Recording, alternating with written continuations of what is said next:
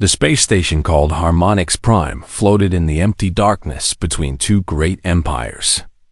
It was a neutral place built many years ago for moments exactly like this one. Today, after 30 years of blood and death, the Sirathi Collective and the Varath Empire would finally sit down to talk about peace. Ambassador Thelvarin stood at the window of his private chamber, watching the stars. He was old by his people's standards, with pale blue skin that had turned almost white with age. His forearms hung loosely at his sides, and his two mouths were pressed into thin lines of worry. He had spent his entire life working toward this day. Millions had died in the war. Entire planets had been burned to ash. Children had grown up knowing nothing but fear and loss. Today, he would try to end it. But Thelvarin was not foolish. He knew the Varath. They were a proud species, built for war and conquest. Their bodies were covered in thick scales that could stop a blade. Their claws could tear through metal. Their eyes glowed red in the darkness, and their voices rumbled like thunder. They did not come to negotiate. They came to dominate. That was why he had requested a human bodyguard.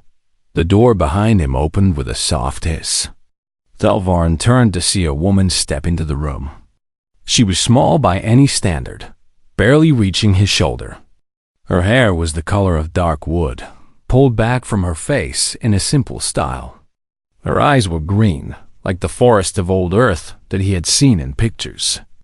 She wore plain black clothing with no decoration, no medals, no symbols of rank. Her name was Kate Holloway. "Ambassador," she said, nodding once. Her voice was calm and steady, like water flowing over smooth stones. "The Varath delegation has arrived. They're requesting that we proceed to the negotiation chamber." Thelvarin studied her for a moment. She looked so ordinary, so unremarkable. The Galactic Council had assured him that humans were the finest protection money could buy, but looking at her now, he felt a flicker of doubt. "Specialist Holloway," he said carefully, "you understand what we face today? The Varath have brought their best warriors. Commander Kratos himself leads their security team. He has killed more enemies than I can count."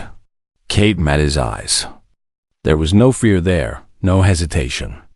Just a quiet patience that seemed somehow deeper than her years. "I've read his file," she said simply. 37 confirmed kills in close combat. 212 in total across his military career. He favors his right side due to an old injury to his left knee. He becomes aggressive when challenged, but loses focus when surprised. Thelvarin blinked all four of his eyes. "You memorized his combat record?" "I memorized everyone's combat record. The 6 elite warriors traveling with him. The 4 guards assigned to High Minister Gornax. The 12 station security officers will pass on the way to the chamber." She paused. "I also memorized the station blueprints, the locations of every emergency exit, and the medical response time if someone gets injured." "That seems thorough." Kate shrugged slightly. "Preparation is the foundation of survival.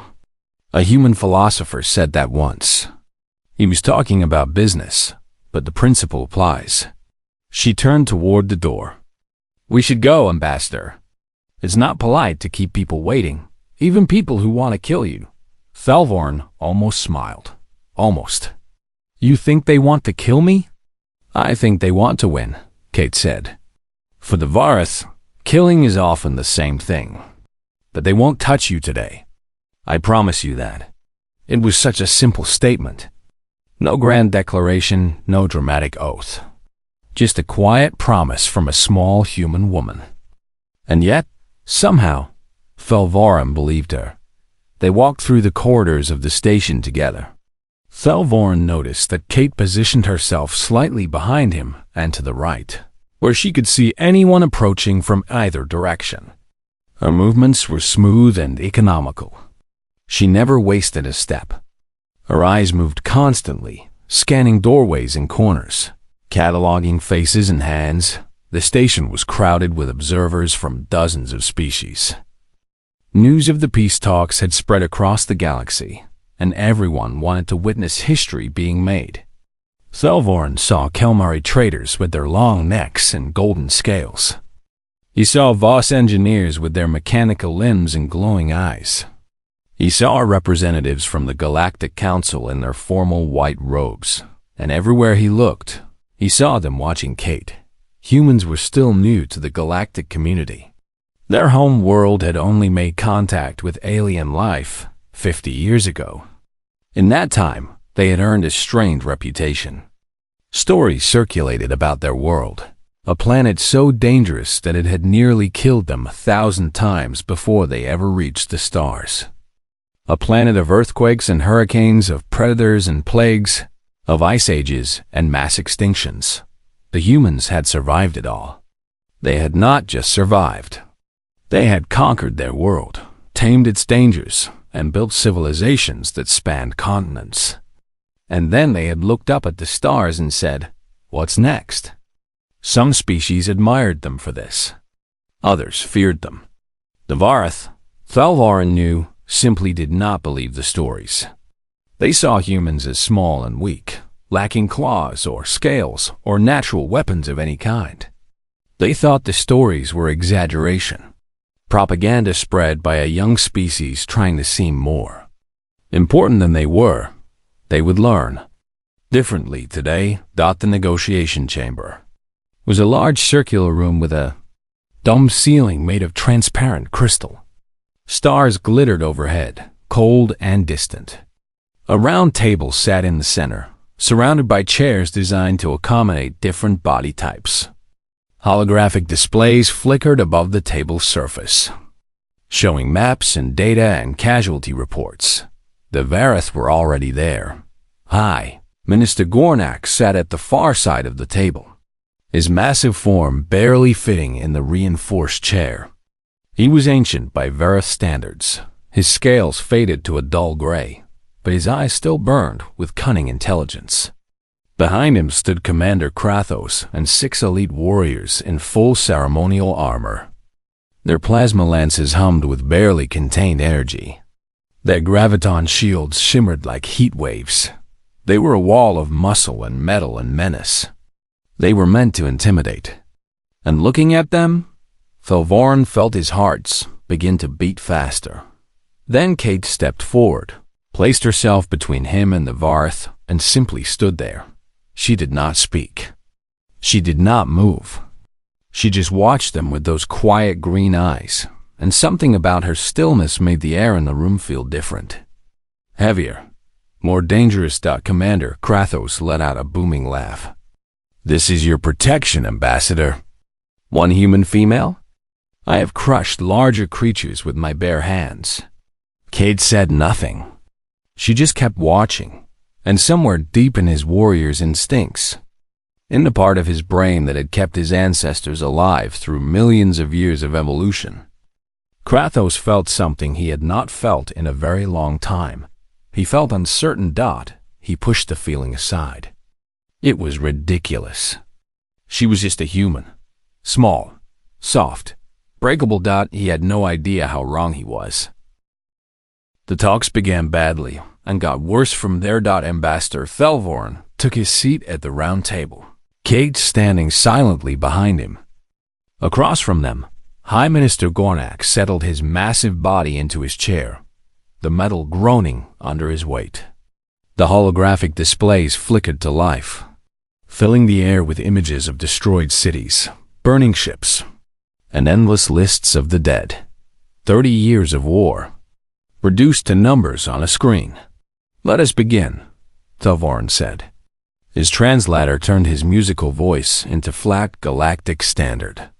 "We are here to discuss the end of hostilities and the return of civilian populations to their home worlds in the Viridum corridor."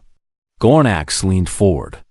His claws scraped against the table, leaving thin marks in the polished surface. His red eyes reflected the holographic light like pools of blood. "There is nothing to discuss," he rumbled. "The Viridum corridor belongs to the Varth Empire now. We took it, We hold it. The civilians there are our subjects. They will remain our subjects. Minister, those civilians were taken against their will. Families were separated. Children were torn from their parents. This violates every principle of the Galactic Conventions. The conventions are words on paper, Gornak said dismissively.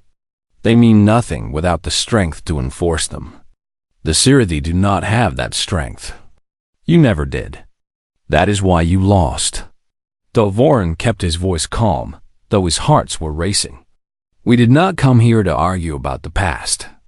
We came to build a future. Surely there is room for compromise.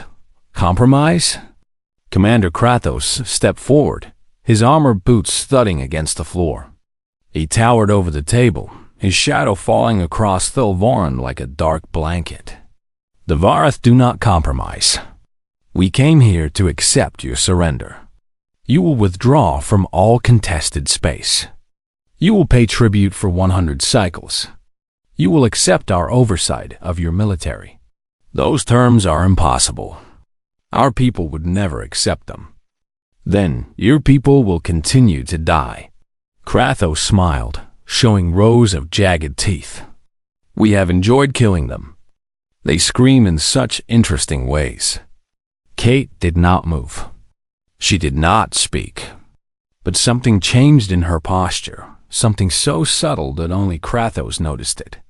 A slight shift of her weight. A tension in her shoulders. For a moment, their eyes met. The massive Varath warrior and the small human woman.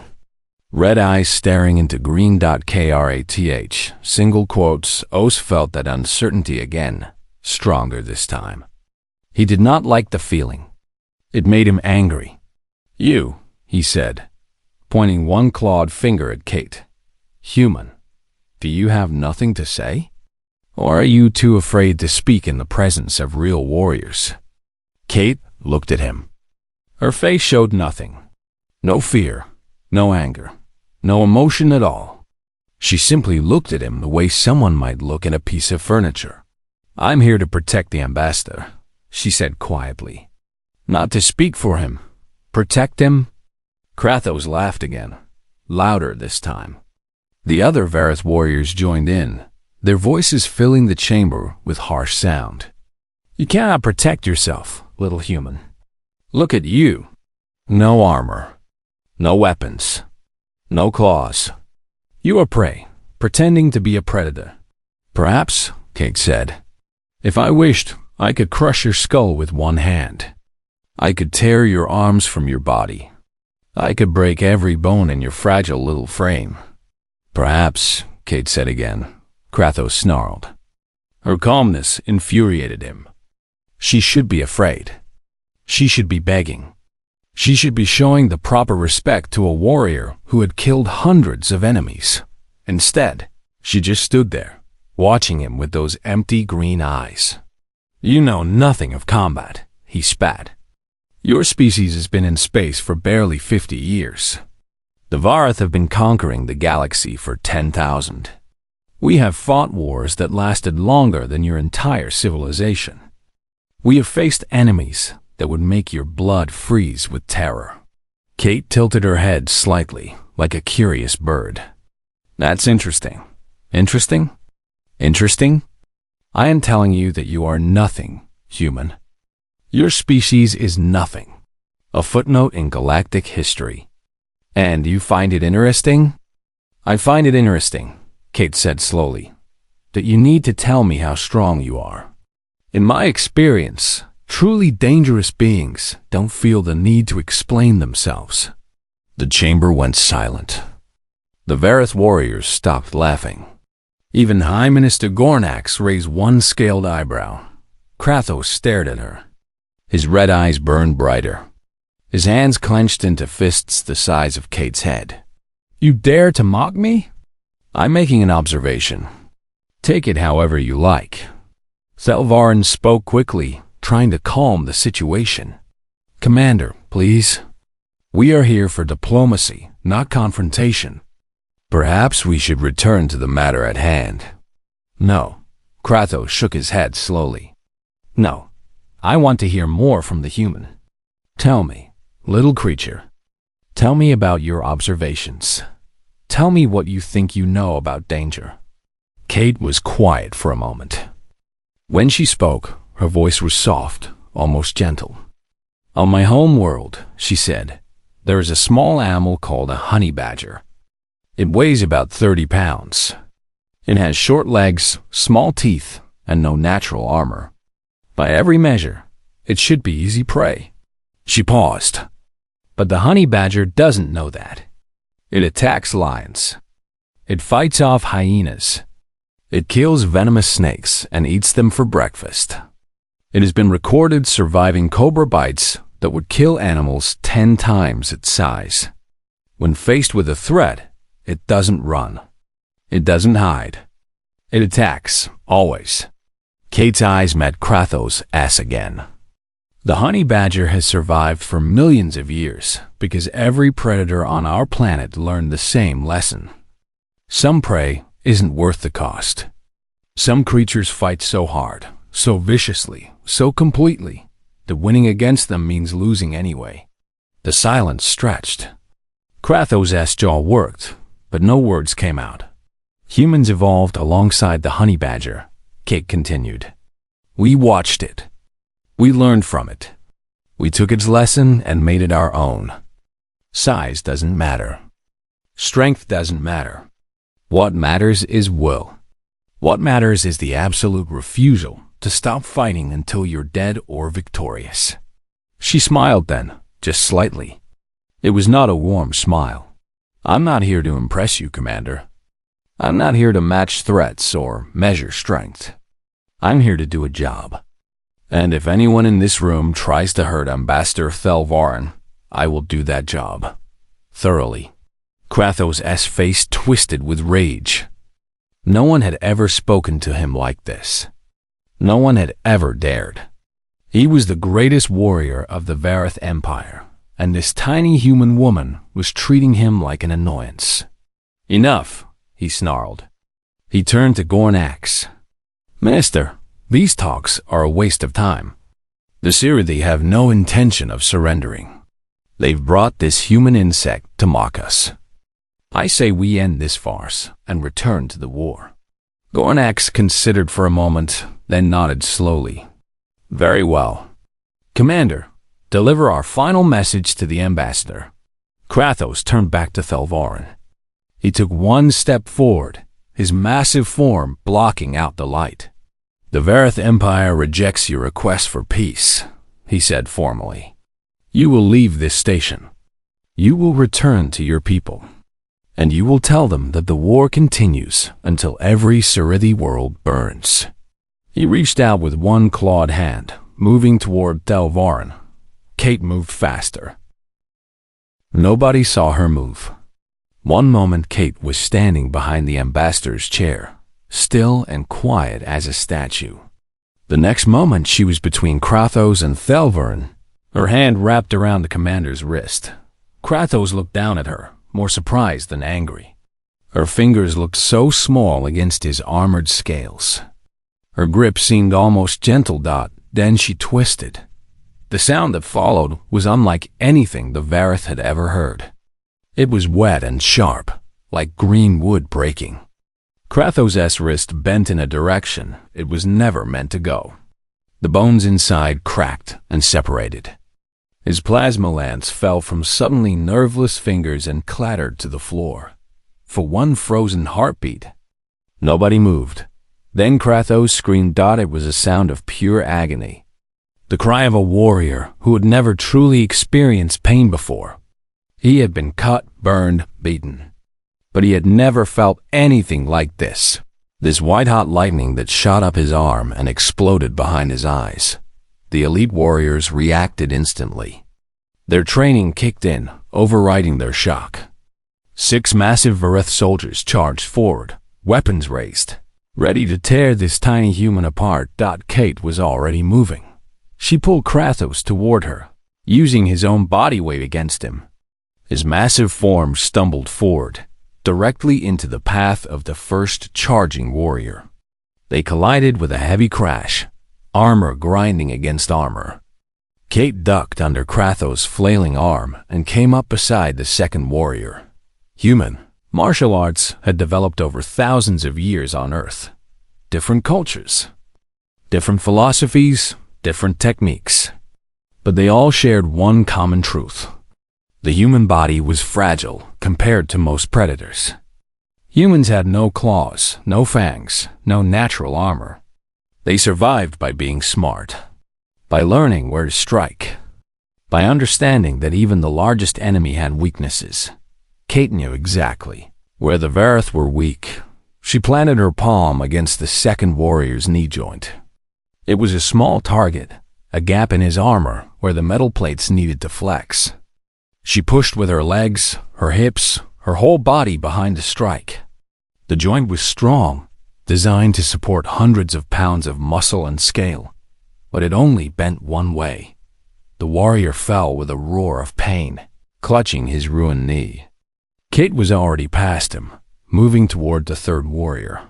He swung his plasma lance in a wide arc, trying to catch her with the energy blade. She stepped inside his reach, too close for the weapon to be effective.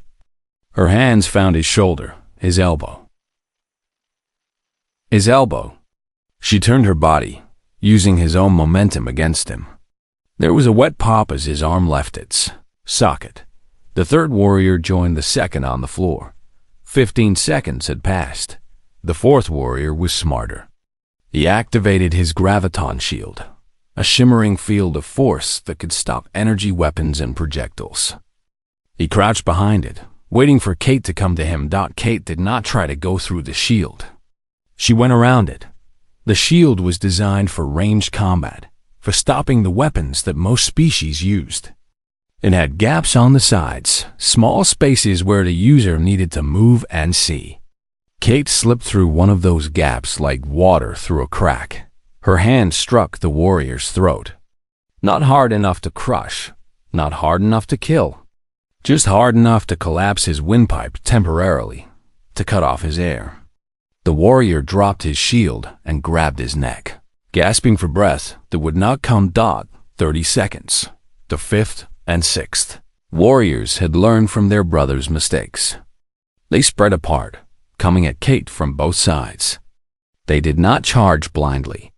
They moved together, coordinated, trying to trap her between them. Kate dropped low, sweeping her leg in a wide arc. It caught the fifth warrior's ankle, just above where his armor ended. He stumbled, his balance broken.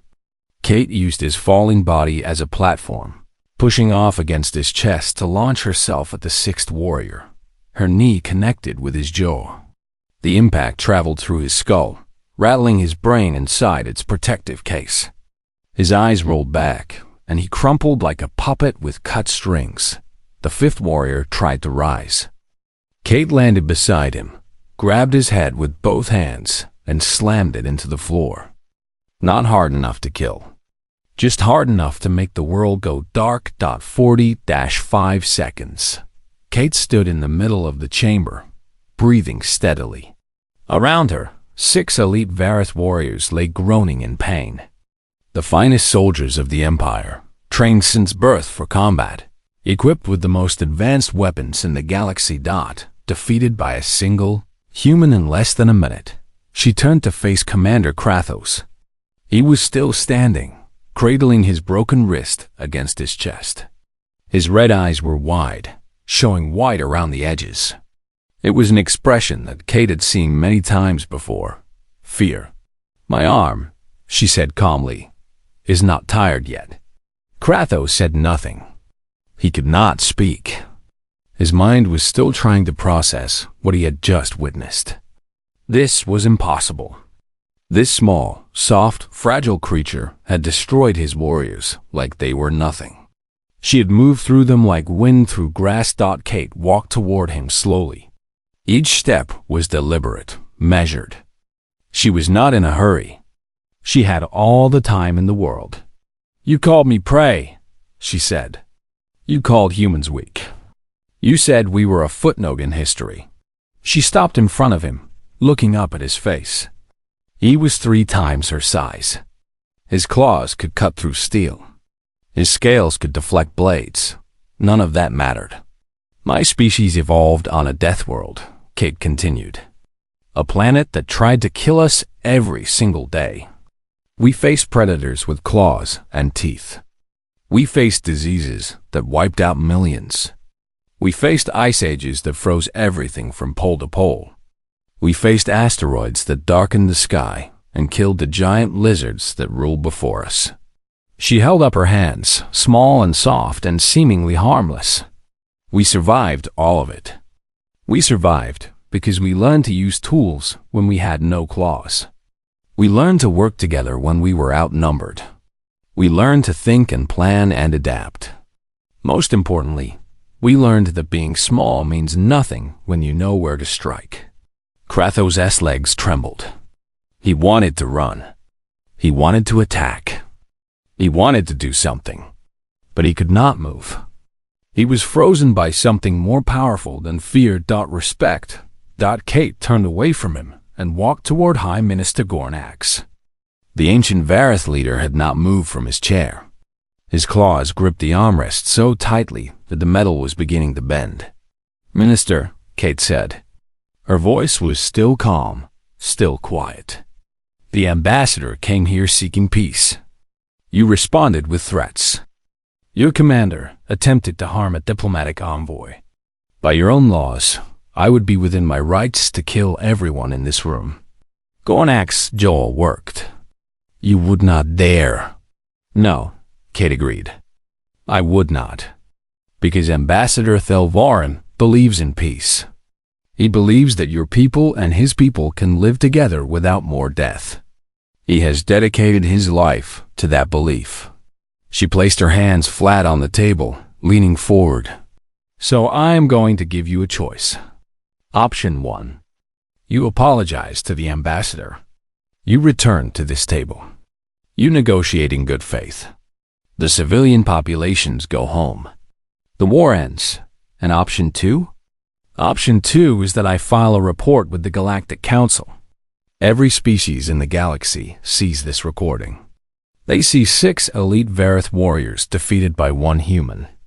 They see your commander with his broken wrist. They see that the mighty Varith Empire threatened an unarmed diplomat and failed." Kate smiled slightly. It was not a kind smile.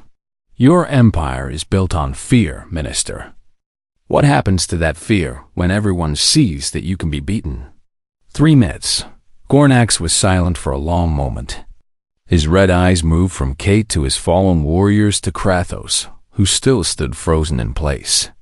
He thought about everything he knew. About the war. About the Empire. About power and weakness and the price of pride. "Perhaps," he said slowly, "we were too hasty in our initial position." Kate nodded. "I thought you might say that." She returned to her place behind Ambassador Thelvarin and clasped her hands in front of her, still and quiet once more, as if nothing had happened at all. Medical teams rushed into the chamber within minutes. The station had been monitoring the talks, of course. They had seen everything. Now doctors and nurses of half a dozen species swarmed around the fallen Varith warriors, treating their injuries with quiet efficiency. Commander Kratos refused treatment at first. He stood in the corner of the room, cradling his broken wrist, watching Kate with a strange expression on his face. It was not hatred. It was not anger. It was something closer to curiosity, like a scientist studying a specimen he had never seen before. Finally, after High Minister Gornax ordered him to leave, Kratos moved toward the door. He paused as he passed Kate, looking down at her with those burning red eyes. "Human," he said quietly. Kate looked up at him. "What is your name?" "Holloway. Kate Holloway." Kratos nodded slowly. "I will remember that name, Kate Holloway. I have been a warrior for 40 cycles. I have fought in 17 wars. I have faced the best soldiers the galaxy has to offer." He flexed his broken wrist, wincing at the pain. "None of them moved like you." Kate said nothing. She simply waited. My people have a tradition, Kratos continued. When a warrior meets someone who defeats them fairly, they owe that person a debt. Not of hatred, of respect. He straightened his massive form, standing as tall as his injuries would allow. You have my respect, Kate Holloway. I do not give it lightly, and I do not forget. He walked out of the chamber, his warriors limping behind him. The doors closed and the room fell silent. Ambassador Thelvarin let out a breath he had not realized he was holding. His forearms trembled slightly as he leaned back in his chair. That was... He searched for the right word. Remarkable.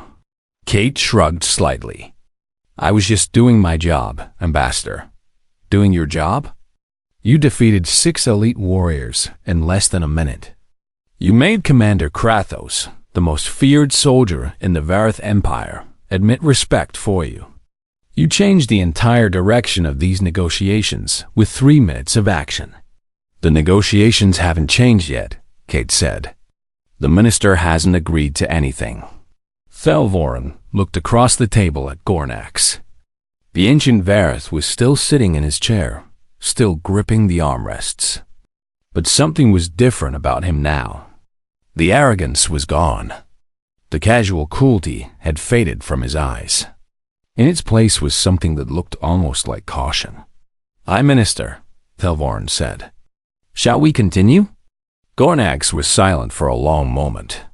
His clawed fingers drummed against the armrest, leaving tiny scratches in the metal. Finally, he spoke. "The Varith Empire," he said slowly, "is prepared to discuss revised terms." The negotiations that followed were unlike anything Thelvarin had experienced in his long career. Usually, dealing with the Varith was like fighting against a stone wall. They never gave ground. They never compromised. They viewed any concession as weakness, any retreat as defeat. But today was different. Today, Gornax actually listened. He considered proposals instead of dismissing them. He offered counter-proposals that were almost reasonable, and every time he seemed about to refuse something, every time his natural stubbornness began to reassert itself, his eyes would drift to Kate. She never spoke. She never moved. She just stood there, quiet and patient, a reminder of what humans could do when pushed. The civilian populations would be returned. All of them. Not just the soldiers and workers, but the families, the elderly, the children. Transport ships would be provided. Medical care would be given. The Varith would pay for the costs of relocation. The Veridon corridor would be shared. A joint administration would govern the contested systems, with representatives from both species making decisions together. Neither side would have full control. Neither side would have none. Prisoners of war would be exchanged. All of them. Within 30 standard days. No exceptions. No conditions. Trade routes would be reopened. Commerce would resume. The economic devastation of 30 years of war would slowly begin to heal. And most importantly, the fighting would stop. Immediately. A ceasefire would take effect the moment the treaty was signed. Any violation would be considered an act of war against both empires. Thelvarin could hardly believe what he was hearing. These terms were better than anything he had dared hope for. They were not perfect. They would require sacrifice from both sides. But they were fair. They gave both peoples a chance at a real future. "Minister," he said carefully, "these terms are acceptable to the Siridi Collective. Are they acceptable to the Varith Empire?" Gornax sat motionless for a long moment. His red eyes stared at the holographic display showing the proposed treaty, reading through every clause, every condition, every promise. Then he looked at Kate one last time. "They are acceptable," he said. The treaty was signed within the hour. Digital signatures, biological markers, neural imprints. Every form of verification that galactic law required. When it was done, The holographic display flickered and changed, showing a single image. Two hands clasped together, one scaled and clawed, one smooth and four-fingered. Peace. Ew. Varn felt tears forming in his eyes. He had spent his entire life working toward this moment. He had seen so much death, so much suffering. He had wondered, many times, if peace was even possible.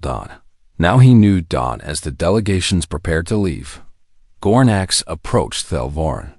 The ancient minister moved slowly, his age showing in every step. But his voice was strong when he spoke. Ambassador, I must ask you something. Of course, Minister. Your human bodyguard. Where did you find her? Thelvorn glanced at Kate, who was checking her equipment on the far side of the room. She was assigned to me by the human diplomatic corps. Apparently, she comes highly recommended. I imagine she does. Gornax paused. Is she exceptional? Among her kind? Thelvorn thought of how to answer. He remembered what Kate had told him when they first met. About her training. About her ranking. She told me, he said, that she finished in the middle of her class. Gornax stared at him. The middle? Yes, nothing exceptional by human standards. She said there are millions of humans who could do what she did today. The minister's scales seemed to pale slightly. Millions? That is what she told me. The best graduates are apparently assigned to more dangerous positions. Military operations, counterterrorism, active combat zones. Gornax was silent for a very long time. When he spoke again, his voice was quiet, almost thoughtful. The Varith Empire has ruled our sector of the galaxy for 10,000 years. We have conquered hundreds of species. We have built the most powerful military in known space. We believed we were invincible. He looked across the room at Kate, who was now speaking quietly with a station security officer. Today, one human woman defeated our finest warriors in less time than it takes to draw breath. One human. From the middle of her class, he turned back to Thelvorn. I believe the Varith Empire will be re-evaluating many things in the coming cycles. Our military strategy, our diplomatic relationships, our understanding of what it means to be strong. He extended one massive, clawed hand. Thank you, Ambassador, for showing us what we could not see. Thelvorn took the offered hand, feeling the rough scales against his smooth skin. Thank you, Minister, for being willing to look. They stood there for a moment. Two old beings from species that had been killing each other for 30 years. Shaking hands in a room where peace had finally been won. Behind them, Kate Holloway finished her conversation with the security officer and returned to her position at Thelvorn's side. Ready when you are. Ambassador, she said quietly. Thelvorn smiled with both of his mouths. Yes, he said. I believe we are. The shuttle was quiet as it carried them away from Harmonix Prime.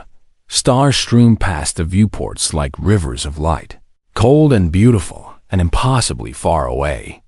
Ambassador Thelvorn sat in his cushioned chair, watching the darkness and thinking about everything that had happened.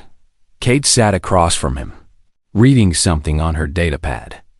Her face was calm, relaxed. She looked like a woman on her way home from a normal day at work, not like someone who had changed the course of galactic history a few hours ago. Thelvorn studied her for a while, his curiosity finally becoming too strong to ignore.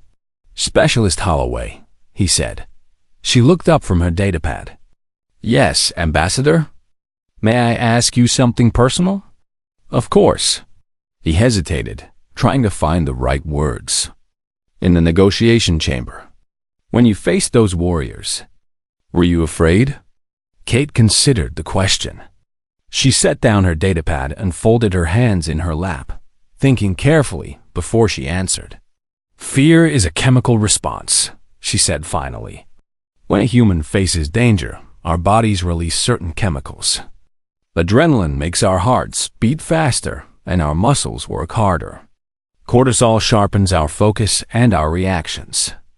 These chemicals evolved over millions of years to help us survive. She paused. So yes, Ambassador. I was afraid. My heart was racing. My hands wanted to shake. Every instinct in my body was screaming at me to run away from those massive alien warriors. But you didn't run. No, Kate smiled slightly. I didn't. Because fear is only useful if you can control it. If you let it control you, it becomes a weakness. But if you learn to use it, to channel it, it becomes strength. Thelvoran considered this. How does one learn such control? Training, practice, experience. I've been in dangerous situations before. Many times. Each time, I learned a little more about how my body and mind react. Each time, I got a little better at managing that reaction. She shrugged. It's not magic. It's not some special power. It's just preparation meeting opportunity. Any human with enough training could do what I did. Any human? Within reason, yes. Our military academies teach these techniques to everyone. Soldiers, guards, even diplomats receive basic combat training. The idea that danger could come at any moment is built into our culture. Thelvoran leaned forward, fascinated. Tell me more. About your world.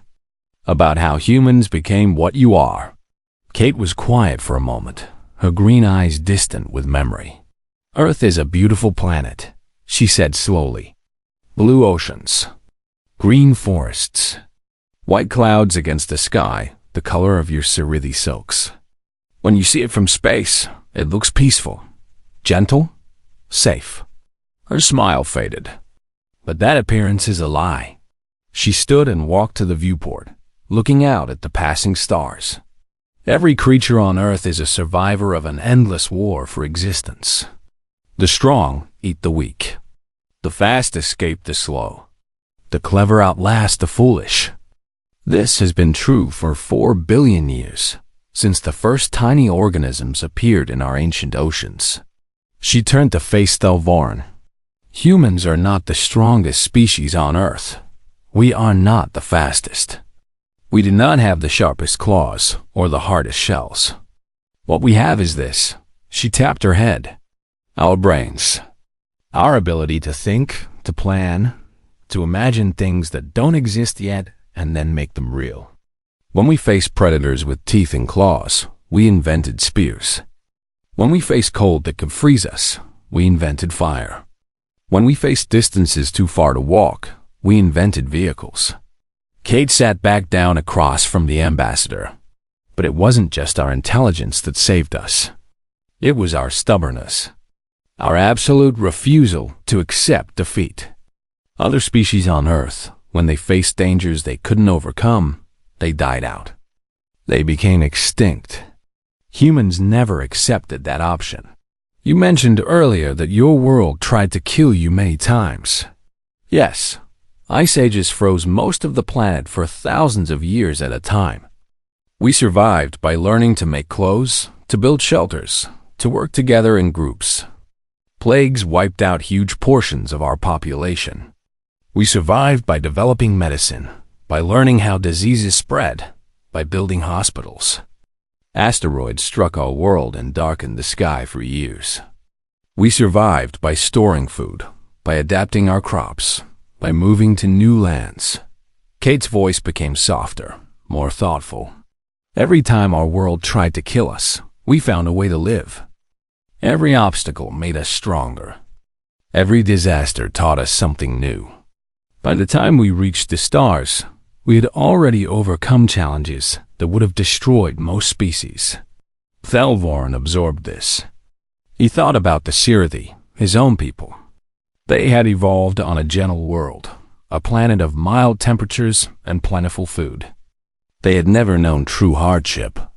They had never been tested the way humans had been tested. Perhaps that was why they had lost so badly to the Varith. Specialist Holloway, he said.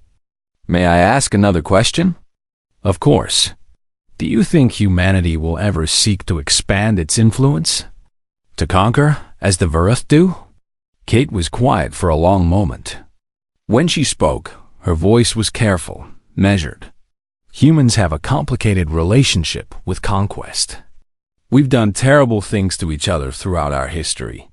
Wars that killed millions. Empires built on slavery. Genocides that wiped out entire peoples. Our past is full of darkness. She looked down at her hands. But we've also learned from that darkness. We've seen where it leads. The nations that tried to conquer everything eventually fell. The empires built on cruelty collapsed under their own weight. Over time, slowly and painfully, we've come to understand that cooperation is stronger than domination. That trading is better than taking. That building is more valuable than destroying. She met Thelvoran Esais. Most humans don't want to rule the galaxy, Ambassador. We just want to live our lives. Raise our families. Explore new places and see new things. We're curious, not conquering. We want to learn, not to control. But if someone threatens those lives, those families, something changed in Kate's expression. It was subtle, barely visible. The Thelvoran felt it like a cold wind. Then we do what we've always done, she said quietly. We survive. We adapt. We find a way to overcome whatever threatens us. Her green eyes seemed darker now, older somehow. There's an ancient human saying, Ambassador. Beware the wrath of a patient man. It means that those who are slow to anger are often the most dangerous when finally provoked. Humans are patient. We're willing to talk, to negotiate, to compromise. We don't seek conflict. She paused. But we don't run from it either. And when we're forced to fight, we don't stop until the threat is eliminated. Completely. Permanently. Whatever it takes. Thelvoran nodded slowly. He understood now. He understood why the Galactic Council valued human protection so highly. He understood why the Verith, for all their boasting, had been so shaken by what they saw today. Humans were not warriors like the Verith. They did not love battle or glory or conquest. They were something else entirely. They were survivors. And in the long history of the galaxy, nothing had ever been more dangerous than creatures who refused to die. The shuttle flew on through the darkness, carrying them toward home. Behind them, the news of what had happened at Harmonix Prime was already spreading. Word of the peace treaty. Word of the human bodyguard. Word of 3 minutes that had changed everything. Across the galaxy, in military academies and diplomatic offices and government chambers, a new question was being asked. If this was what an average human could do, what were the exceptional ones capable of? No one was quite ready to find out.